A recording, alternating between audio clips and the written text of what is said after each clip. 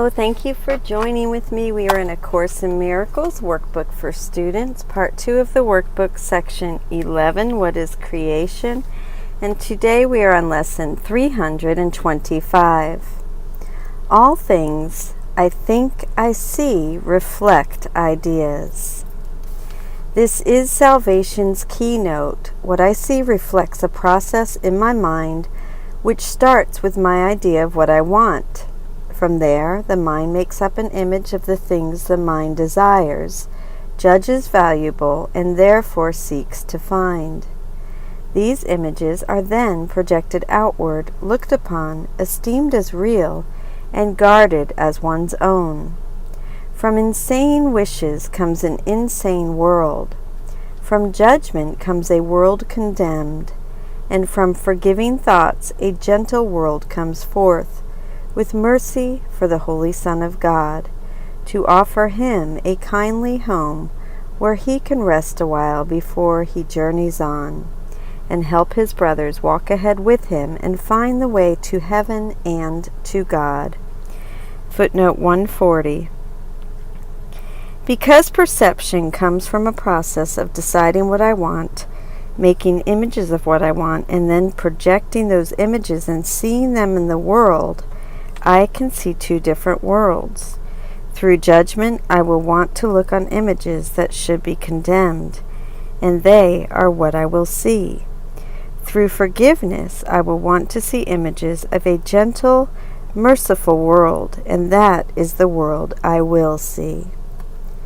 Our Father, your ideas reflect the truth, and mine apart from yours but make up dreams.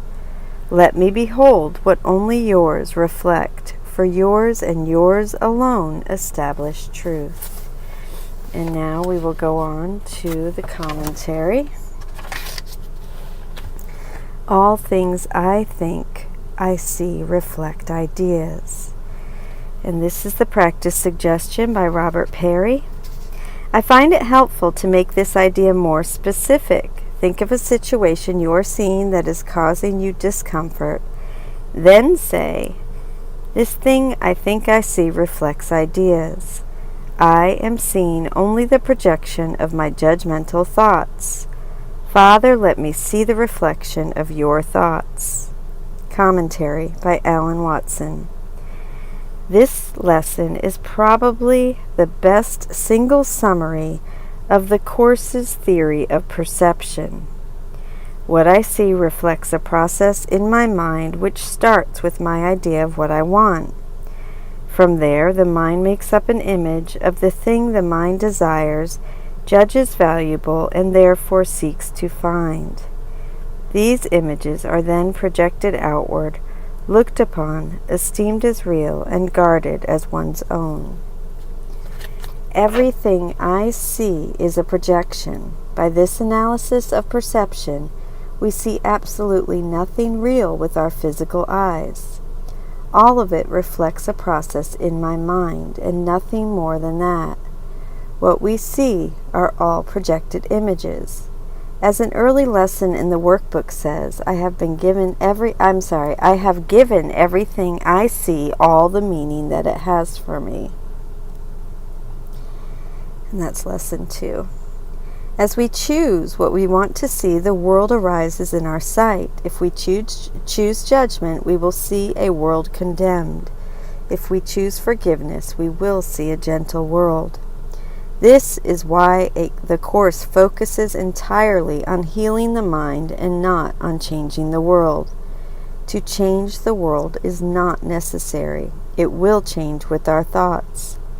As Ken Wapnick points out, trying to fix things in the world is like trying to fix things in a movie by doing things to the screen. The only way you can change the movie is to change what is in the projector, or to fix the projector. The mind is the projector of the world. When we accept forgiving thoughts in our minds, the world becomes a kindly home where we can rest a while before we journey on.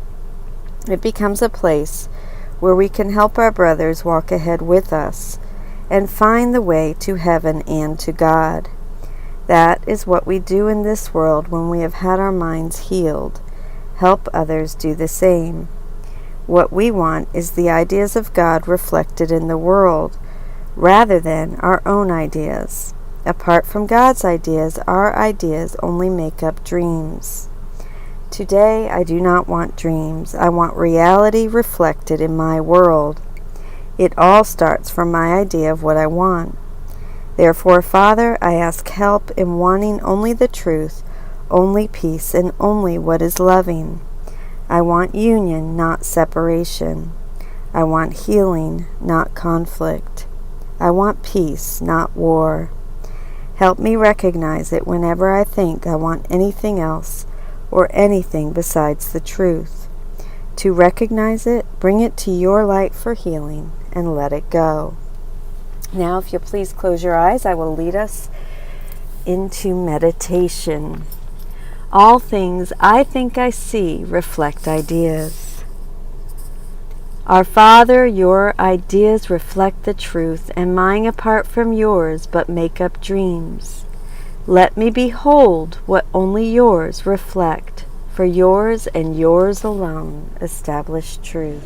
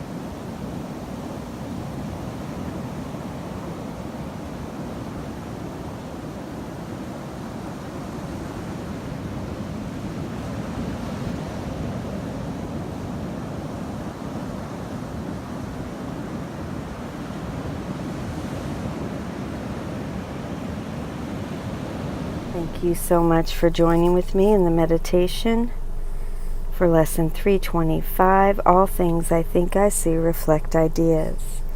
This is what is creation section, and the commentary is by Alan Watson. We are in paragraph 3, sentences 1 and 2.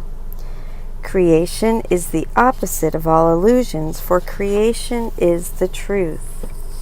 The Course's general theory about creation holds certain facts as fundamental.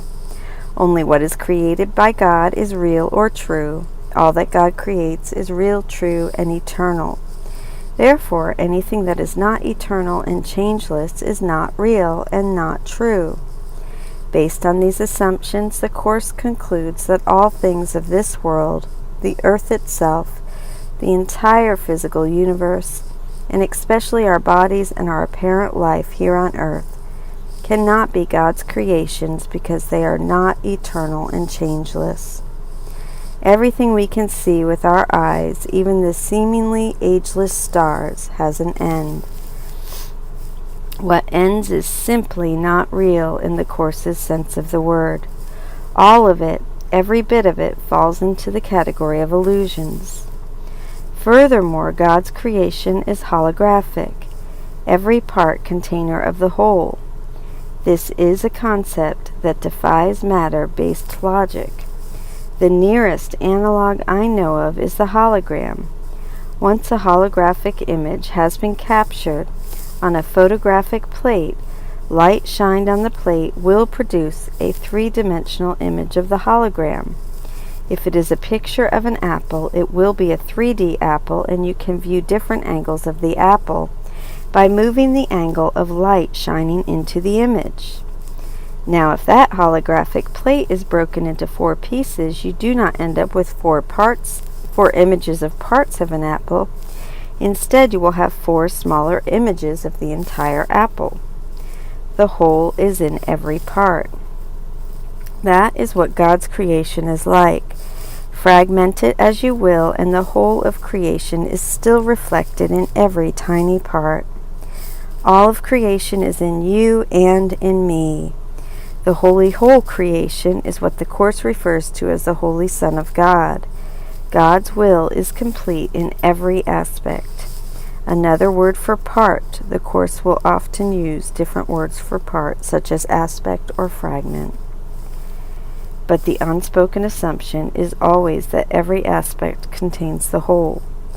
The word refers to what we think of as individuals or persons. You are an aspect or part of the Son of God, and yet somehow at the same time you are also the whole. One symptom of our mistaken belief in separation is that we have over-identified with our partness and have lost touch with our wholeness. For instance, I tend to think of myself primarily as Alan Watson. You tend to think of yourself as your individuality. In fact, our primary reality is a shared self, a wholeness. Much of the learning process through which the Course is leading us is to change that primary sense of identification from partness to wholeness. The learning environment of the holy relationship is designed to break down our sense of isolation or partness and to strengthen our identification with the whole by demonstrating to us that what we think of as the other person in the relationship is in fact a part of our shared self. We experience the same thoughts. What affects one affects the other. What I think affects you, and vice versa. What I give to you is given to myself. When I forgive you, I am released. As this breakdown of partness and realization of wholeness is learned in the holy relationship, it begins to be generalized and transferred to all other aspects of creation, all that we have thought of as not me. Thank you so much for joining with me today in lesson 325. All things I think, I see, reflect ideas. I love you.